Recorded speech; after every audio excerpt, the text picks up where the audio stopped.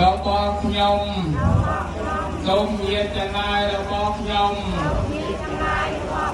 ទទួលបាននៅ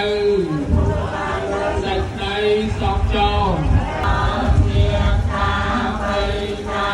គុណគ្រូឧបជាញាតាគុណញាតិកាជីដូនជីតា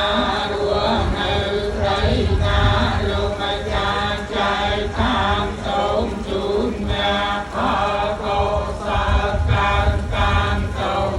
មសានតុកទីវាផងខ្វា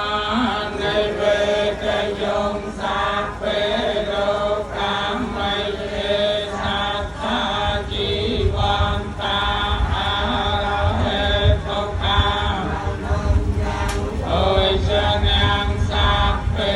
លความទៅមេចេតសា